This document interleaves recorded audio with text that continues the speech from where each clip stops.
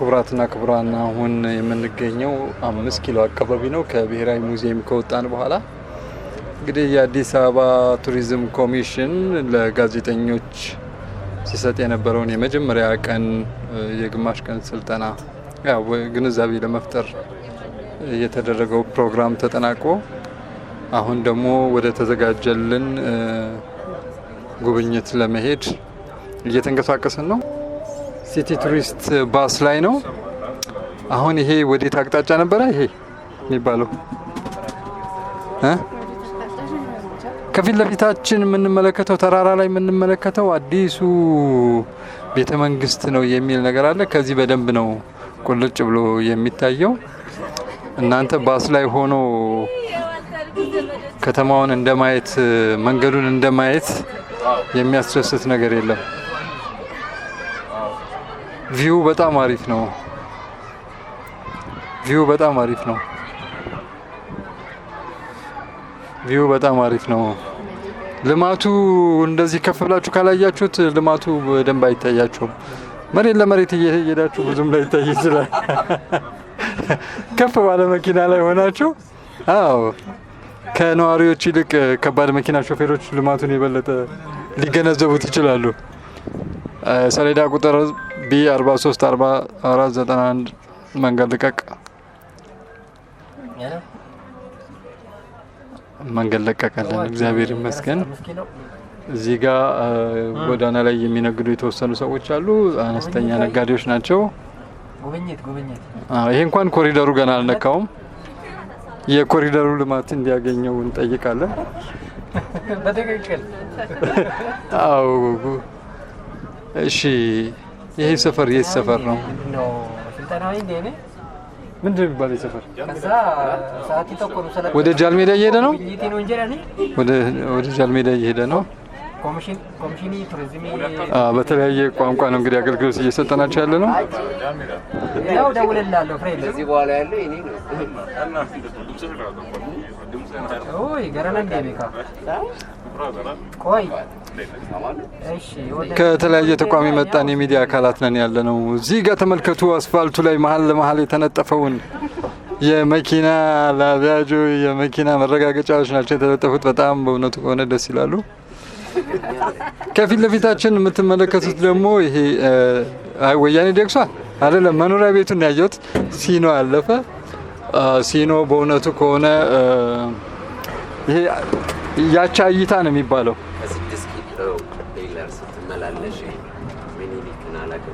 ኦኬ ይሄ ምንድነው? ይሄ ምኒልክ አካባቢ ነው። የነ ልጅ ሚካኤል ሰፈር። ኦኬ የትኛው? ኦኬ ጃልሜዳ። ኦኬ እየመጣ ነው። ኦኬ ሎሚ ያዘጋጁ። ኦኬ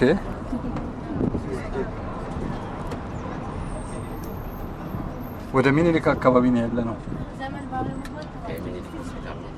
የትኛው? ኦኬ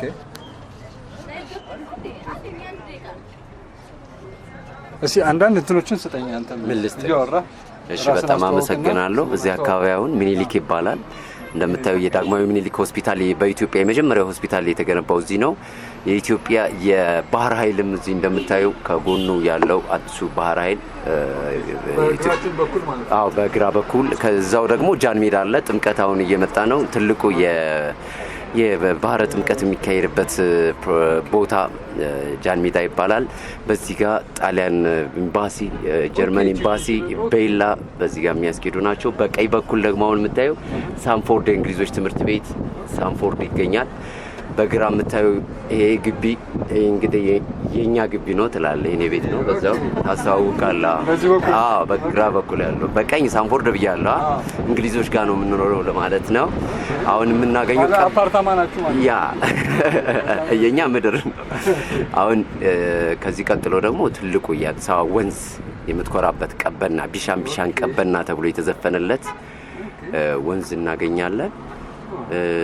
ከሱ ቀጥሎ እንግዲህ በርካታ ለመጀመሪያ ጊዜ ኢትዮጵያ ውስጥ ኤምባሲ ሲከፈቱ የተከፈቱት እዚህ አካባቢ ነው። እነ ራሽያ፣ እንግሊዝ ኤምባሲ፣ እነ ኬንያ ኤምባሲ፣ ቤልጂየም ኤምባሲ፣ እነ ጣሊያን እና ጀርመን እዚህ ነው ያሉት። በቀኝና በግራ ላይ እንደምታዩ የተለያዩ የኮሪደር ስራዎች ተሰርተዋል። እዚህ ጋር የምታየው ደግሞ የካቶሊክ ቅድስት ኪዳነ ምሕረት ቤተክርስቲያን ነው። በግራ በኩል የምታየው ተራራው ላይ ልደታ እንቁ ልደታ ለማርያም የኦርቶዶክስ ቤተክርስቲያን ነች። ቤተ መንግስቱ ነው። አዲሱ ቤተ መንግስት ነው። የጫካው ፕሮጀክት በፊት ለፊት ይታያል። እዚህ ጋር እንደምታየው ደግሞ የኮከበ ጽባህ ትምህርት ቤት ነው። እንግዲህ በርካታ ኢትዮጵያኖች የተማሩበት ነው። ብዙ የኪነ ጥበብ ሰዎችም ከዚህ ወጥተዋል እና አበበ ባልቻን ጨምሮ የምናውቃቸው ከዚህ ትምህርት ቤት የወጡ ናቸው። በቀኝ በኩል ኪዳነ ምሕረት ቤተክርስቲያን አለች። እዚህ ጋር እንደምታየው እንግዲህ ቤላ የሚባለው በዚህ ጋር ይወስዳል። ጣሊያን ሰፈር በጣሊያን ኤምባሲ በግራ በኩል፣ በቀኝ በኩል ደግሞ ቤለር አለ። አቧሪ ሴቶች አደባባይ 4 ኪሎ የሚወስደው በቀኝ በኩል ያለው ቦታ በቀኝ እሱ ቤለር 15 ሜዳ የሚባል አለ። ወደ ሴቶች አደባባይ የሚወስደው በሴቶች አደባባይ ይወስዳል።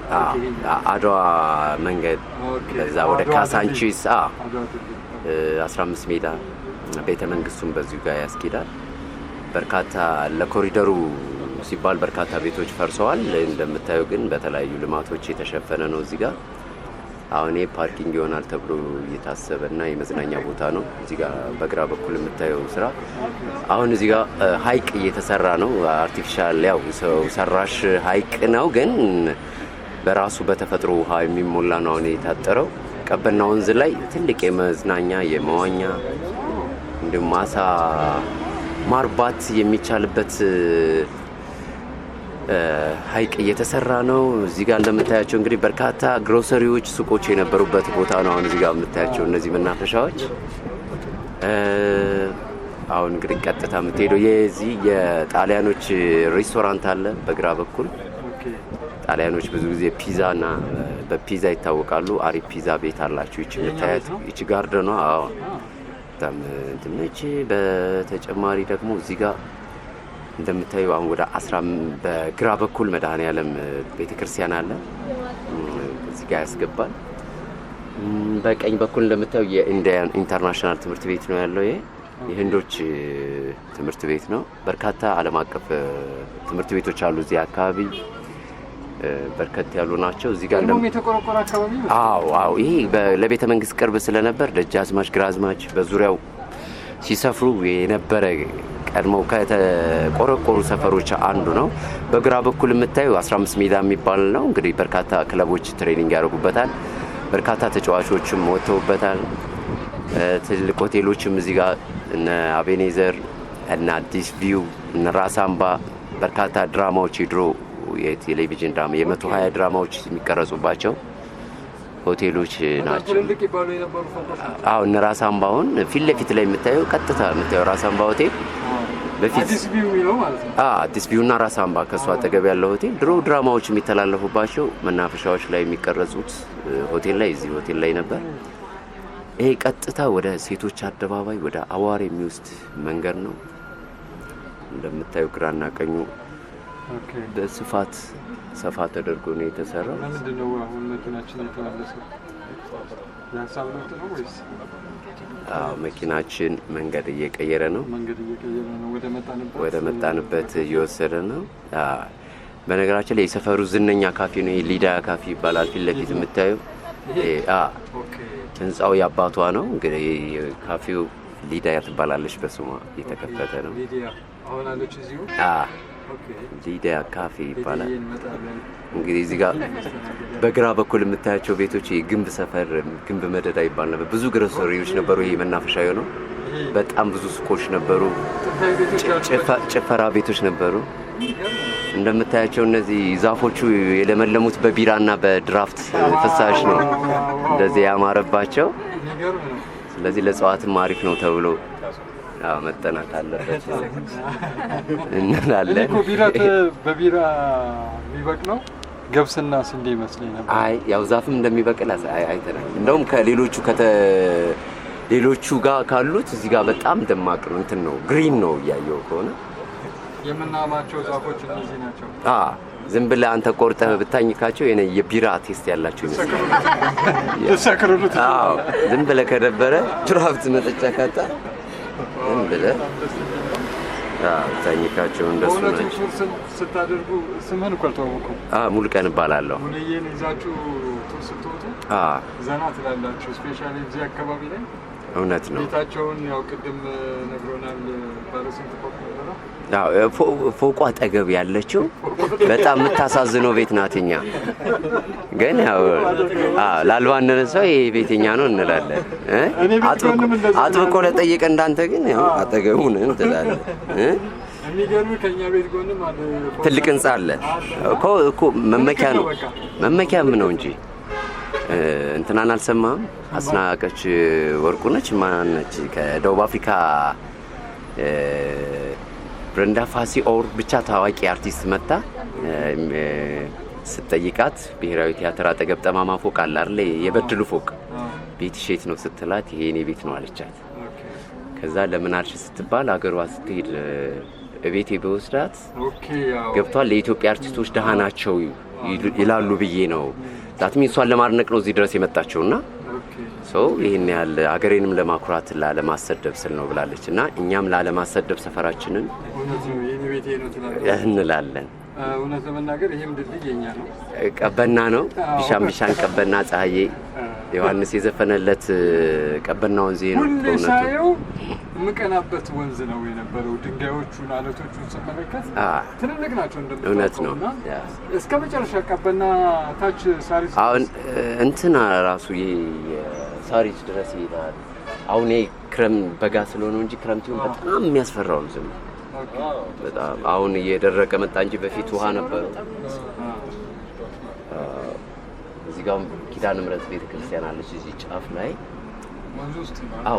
ወንዙ ላይ ነው የተሰራችው። ድል ጫፍ ላይ ነው እና ታች ነች እሷ ስቲል ያልፈረሰችው እሷ ብቻ ነች እዚህ ኤሪያ ላይ።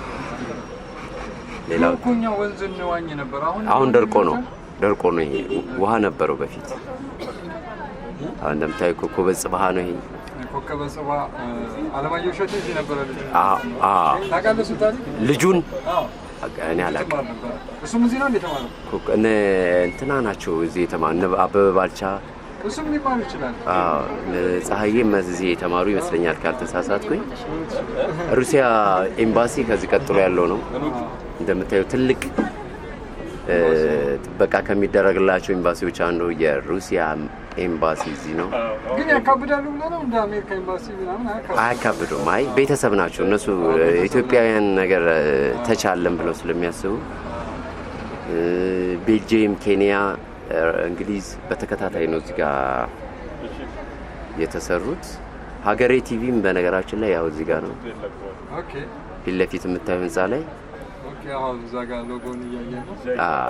የሚገርም በፊት እንደዚህ ቱር ስናደርግ ሞተረኛ ከፊት ነበር። እሺ ያስከፍትልን ነበር። ኦኬ የተለያዩ ሀገር ዜጎች ስለሆኑ ሊሆን ይችላል። እኛ ጋዜጠኞች ስለሆነ ነው አጃቢ ሞተር ያልተመደበልን። በጣም ምርጥ ጥያቄ ነው በእውነቱ። አዎ እኔም ይህን ሀሳብ ስላነሳው በጣም ደስ ብሎኛል። እኔም ሳስጎበኝ እስከዛሬ እንደዚህ ይህን ያህል መጉላላት አልደረሰብኝም እና የደረሰብኝ ዛሬ ነው። ይህንንም እንድታስተላልፍልኝ በአክብሮት እጠይቃለሁ። ይሄ የምታዩ ይሄ ዘረመል ምናምን ነገር ዶክተር ማን ነበረ እንደውም የሚታወቀው የአፍሪካ አባት ተወልደ ብርሃን ዶክተር ተወልደ ብርሃን የስብሐት ገብረ እግዚአብሔር ወንድም ታላላቅ ናቸው። እንግዲህ ዘረመል የእጽዋት ዝርያዎች ምናምን እዚህ እንትናቸው እዚህ ነው የሚከማቸው። ጥናትና ምርምር የሚደረግበት እዚህ ነው። ኢትዮጵያ የዘረመል ባንክ የላትም ማለት ነው። ይሄ የሰው ምን ያደርግላታል? ጭራሽ ሌላ አዳቅ ላይ ደግሞ የሆነ ሰው ፍጠርና የተፈጠረው ማስቸግሮናል። ሌላ ባህሪው አስቸጋሪ ፈጥር። በቀደም ግን ምን ሆነ መሰለህ? የወንዘል ከብድ ነው የምናወራው። እሺ ውጭ ያለ የትኛው ሀገር እንደሆነ እኔ እንጃ የዘረመል ባንክ አላቸው። እሺ ከአንድ ሰው በተደጋጋሚ የተወሰደ ዘር የካንሰር ኬስ ፈጠረ። ተደጋጋሚ በቃ የሱ አካውንት አለ። አካውንት ትከፍታለህ። እሺ ከዛ በቃ ይሄክ አንድ ለምስት እየተጫወተ ዲፖዚት ታደርጋለህ እና ከዛ ላይ እየተነሳ ይሰጣል። የት ሀገር ነው? እሱን ነው አሁን እርግጠኛ ስላልሆንኩኝ ነው። እና ግን በጣም አነጋጋሪ የተፈጠሩት ልጆቿ በጣም እንትን ነው ተጠቂ ሆኑ። አይ ይሆናል። በጣም ከባድ ነው። ከዛ ቀጥሎ ቤልጂየም እና ኬንያ ኤምባሲዎች አሉ። እዚህ ጋር ትንሽ የሚያካብደው ልክ እንደ አሜሪካ ኤምባሲ እንግሊዝ ኤምባሲ ነው። እንግሊዝ ኤምባሲ በሩ ላይ መቆም፣ በሩ ላይ ማዞር፣ መኪኖች ብዙ ነፃነት አይሰጥም። አሁን ፊት ለፊት የምታያት ቡና አምሮት ካለ የጫንትና ቡና ነች። በጣም ታዋቂ ቡና ነች። በቅርብ የተጀመረ ቡና ነው። አብሮ ከመናፈሻው ጋር ተሰርታ ነው ቡና።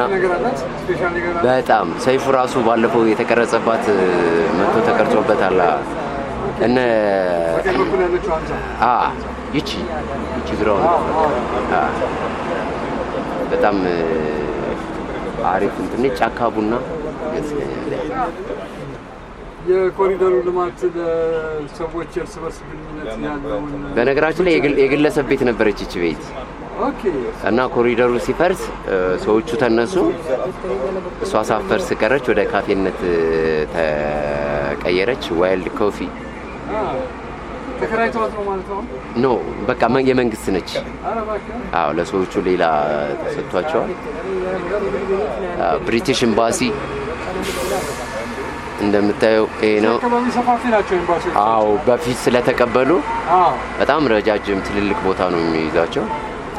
በነገራችን ላይ ሴሚሲም የተገነባው እኮ በእነሱ ምክንያት ነው። አንድ ግቢ ውስጥ ለማስቀመጥ ደርግ እንደሰራቸው ይነገራል።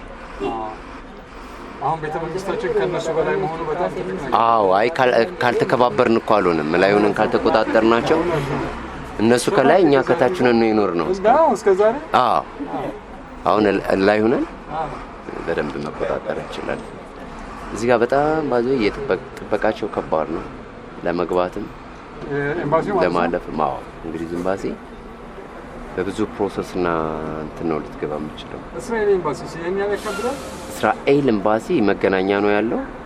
ብዙ ጊዜ ያው የቪዛ ጉዳይ ነው ሊያካብዝ እነሱ ጋር አስቸጋሪ ነው። ከሰሞኑ ከሶማሊላንድ ቀና በኋላ ምን መሰለህ ኢትዮጵያ አብዛኛው ኢትዮጵያና እስራኤል ግንኙነታቸው የተጠናከረ ስለሆነ ብዙ አሁን ኢስላሚክ ስቴት ብትሆን ኢትዮጵያ ተጽዕኖ ሊኖርባት ይችላል። ግን አብዛኛው ብዙ ታሪካዊ ግንኙነት ስላላቸው ቤተመንግስታችን ያው ቤተመንግስት ይባላል እንጂ ከተማ ነው ነገር ስማርት ሲቲ ነው። ያው ጫካ ፕሮጀክት ነው።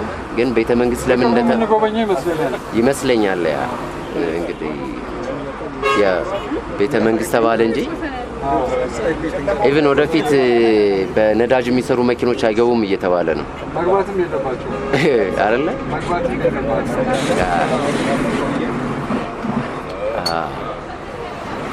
በጣም ጥሩ። ሻተሩ አሁን ተከፍቷል። ይሄ እንግሊዝ ኤምባሲ ነው።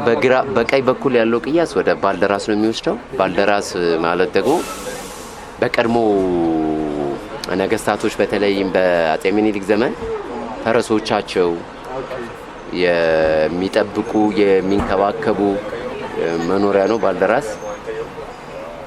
ቴዲ አፍሮ ባልደራሱ አልተገራም ወይ ፈረሱ የተባለለት ሰፈር ነው። በኋላም እንደገና ቢመጡ እዛ ተቋቁሞ ነበር። የምታስታውስ ከሆነ የቤተ መንግስት ባለሙያ አሁን ተቋቁሞ ሆቴል አላቸው አለ። ግን አሁን ሆቴሉ አለ፣ ሰርግ ይደገስበታል።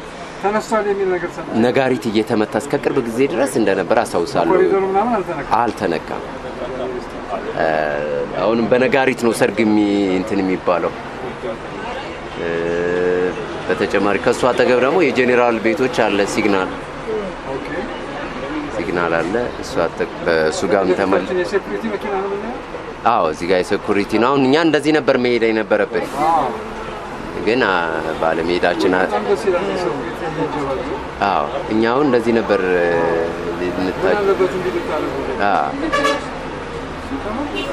እንደዚህ ነበረ።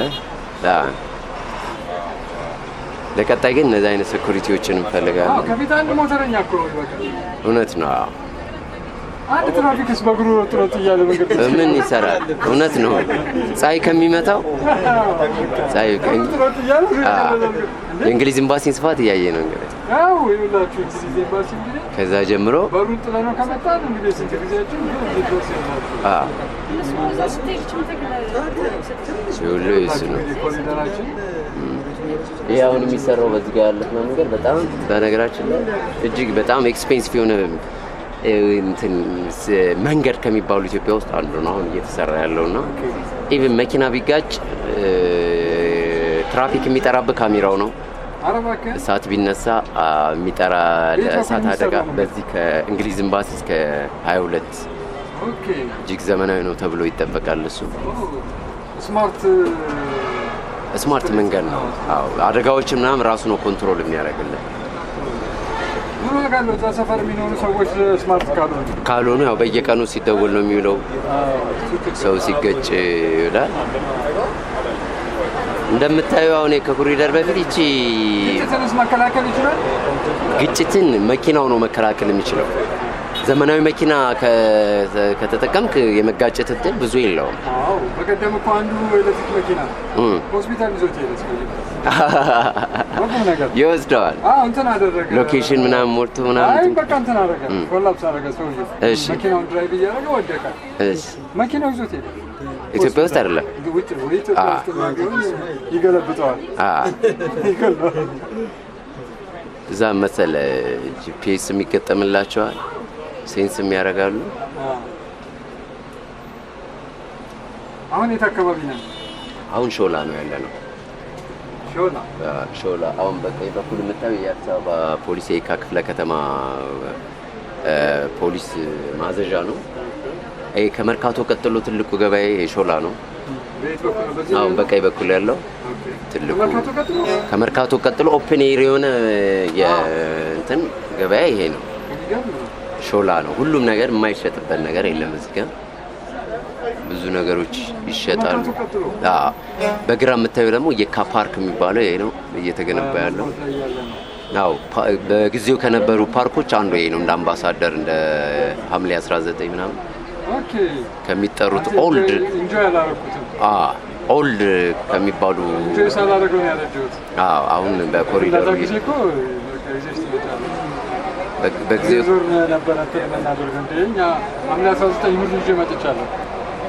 ሐምሌ 19 ያው ከዚህ የተሻለ ስፋት አለው። አሁን እዚህ ጋር በብዛት የምታያቸው ኮሪደር የተሰራባቸው ትንሽ ግሮሰሪ ሱቆች፣ ፈርኒቸሮች የነበረበት ነው። በቀኝ በኩል ፊት ለፊት ላይ የምታያቸው እነዚህ ዛፍ የተተከለበት ኢቨን ትምህርት ቤት አለ። የአጥር ውስጥ የተነሳ ይመስለኛል ያለው ድሮ ታስታውሳለህ አይደል? ዋን ዌይ ሆነ አይቺ ዋን ዌይ ስለ አንድ ቀጭን መንገድ አስቡ። አሁን ለሶስተኛ ጊዜ ነው የሰበው። ድሮ አንድ መስመር ነበረች ማለት ወደዛና ወደዚህ አንድ አስፋልት። ይሄ በጣም ወሳኝ መስመር እኮ ነው። ወሳኝ መስመር ነው። እንደምታዩ ነው። ታላቁ የካ ሚካኤልም እዚህ ነው የሚገኘው። የካ ሚካኤል በጣም በድምቀት የሚከበር ጥምቀት ላይ አንዱ የካ ሚካኤል ነው። አሁን ወዴት አካባቢ እየገባ ነው? አሁን መገናኛ ኦልሬዲ ደረስን። አደባባይ ኒኮላስ ፕላዛ ነን። ማራቶን ህንጻ ደርሰናል። የካ ክፍለ ከተማ የራሱ ህንጻ አሁን ስኮይሩ ጋር ደርሰናል። እዚህ ጋር ደግሞ ዓለም አቀፍ ሆቴሎችም አሉ። በርካታ የአትሌቶች ቤት የሚገኘው በግራ በኩል ባለው ተራራ ላይ ነው እንደምታየው። እነዛ ነጫጭ ቤቶች አብዛኛው የአትሌቶች ቤት ነው። በርካታ አትሌቶች አሉ። በርከት ያሉ ከስሙ ጭምር መገናኛ ነው የሚባለው። አሁን ቅድም እንደነገርኩ በገበያ ደረጃ ሾላ ሁለተኛ ነው። ግን ክራውድ እጅግ ክራውድ ከሆነ ከመርካቶ ቀጥሎ በብዙ ህዝብ የሚገኝበት ቦታ መገናኛ ነው። በጣም ብዙ ሺህ ህዝብ በአንድ ቦታ ማየት ይችላል። ልክ እንደ ቻይና መንገዶች ነው እዚህ ጋር የምታየው። ክራውድድ ነው። በተጨማሪም ብዙ ወንጀሎች ይፈጸሙበታል። እዚህ አካባቢ ጥንቃቄ የሚያስፈልጋል። በየቀኑ ወንጀሎች እዚህ ይከሰታሉ። ይሄ መንገድ ቀጥታ ቤተ መንግስት የሚወስድ ነው። ቀጥታ ከኤርፖርት ቀጥታ ቤተ መንግስት እንዲወስድ ተደርጎ የተገነባ ነው። አዲስ መንገድ ነው። ይሄ በቅርብ ነው የተከፈተው። ቤቶች ፈርሰው ተቀይረው ነው እንደዚህ ነው። ፊትለፊታችን ወደ ሰንዳፋ ወደ ሀያት ነው። ሀያት ከታች ነው። የኮተቤ ላምበረት፣ እስራኤል ኤምባሲ ከፈለክም ወደ ደብረ ብርሃን ወደ የካባዶ ምናምን መውሰድ ትችላለህ። በዚያ ጋር አሁን ከላይ በላይኛው ድልድይ ነው። በታች ግን ያለው ሰሚት፣ መገናኛ፣ ቦሌ አራብሳ የሚወስደው ይሄ ነው። በቀኝ በኩል ከመስቀል አደባባይ የሚያመጣው መንገድ ነው። በግራ በኩል አሁን ግን በጣም ያሳዘነኝ ከነዚህ ፎቆች መሀል ላይ ተጀምሮ ያላለቀ ህንጻ አለና አሁን ከ10 ዓመት በላይ ነው እንግዲህ ከተጀመረ። በጣም ረጅም አመት ከ10 ምናምን ዓመት በላይ ነው። የማን ድርጅት እንደሆነ ባለቤቱ ማን እንደሆነ በስርዓት አልተገለጸም። ግን በጣም ረጅም አመት ከ15 ዓመት በላይ ሆኖታል። ከዚያ አጠገብ እንግዲህ ሜዳዎች አሉ። ከጀርባ የስራ አመራር ቤቶች አሉ። አሁን በቃ እዚህ ጋር ስትመጣ ከስር ውሃ ነው። የኢትዮጵያ ጥራትና የእንትን የምዘና ምናምን የሚባለው ድርጅት ይሄ ነው። አሁን አቅጣጫችን ወደ ቦሌ ነው አይደል? አሁን ቦሌ ነው፣ ወደ ኤርፖርት ነው የሚወስደው። በነገራችን ላይ እጅግ ዘመናዊ ከተባሉ አዲስ አበባ ላይ ከተገነቡ መንገዶች አንዱ ይሄ ነው። እጅግ ስማርት ነው። በተለያየ ቦታም የቻርጅ እንድታረግ የኤሌክትሪክ እንትኖች የተገጠመለት ነው መንገዱ። ካሜራዎች አሉት፣ የሜትሩ ስፒከሮችም የሰማው መሰለኝ ስፒከሮች አሉት፣ ስክሪኖች አሉት። ዘመናዊ ከሚባሉ ከተሰሩ መንገዶች አንዱ ይሄ ነው። በጣም ከፍተኛ ወጪ ወጥቶበታል። እዚህ ጋር እንደምታይ ወደ በግራ በኩል ገርጂ መብራት ኃይል የሚወስደው ነው። በቀኝ በኩል ደግሞ ወደ 24 የሚወስደው ነው። እዚህ ጋር ደግሞ ገርጂ አሁን በግራ በኩል ወደ ገርጂ ይወስዳል። በቀኝ በኩል ደግሞ አዳይ አበባ ስቴዲየም ከ62,000 ህዝብ በላይ ይይዛል ተብሎ የአፍሪካ ዋንጫን ለማዘጋጀት መንግስት እየተሯሯጠበት እየደከመበት ያለ ረጅም ጊዜ በኋላ ነው አይደል? በግንባታው ለአዲስ ነው የቀጠለው። ረጅም አመት ቆይቷል። ቆመ እንጂ ማለት ነው። እርግጥ እንትኑ ፋውንዴሽኑ በጣም ጠንካራ ፋውንዴሽን፣ ትልቅ ስትራክቸር ነው። ግን ደግሞ መሀል ላይ ችላ የተባለ ያህል የዘገየ ፕሮጀክት ተብሎ ሊወሰድ ይችላል። እውነት ነው። ያልቃል ተብሎ የተበጀተውን 10 እጥፍ ነው በድጋሚ በጀት የተበጀተለት እና በጊዜው ቢጠናቀቅ ብዙ ወጪ ላይ ጠይቅ ይችል ነበር። የሆነ አማራጭ ስናገኝ እናሳያቸዋለን።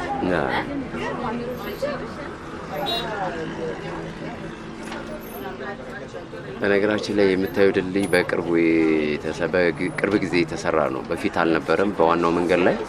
ኦኬ፣ ያኛው ብሪጅ በቅርብ ምን አካባቢ የተሰራ ነው? ይሄ የእንትን አካባቢ ነው፣ ወደ መብራት ኃይል ገርጂ መብራት ኃይል የሚገርም ነው አካባቢ የሚወስድ ነው። በጣም ዘመናዊ ነው። ከታችም አለው። ያቺ ሰማያዊ ላይ የምትሄደው አውሮፕላን ትታያለች ለአንተ? የት ጋር ላይ ነጭ እየበተነች የምትሄደው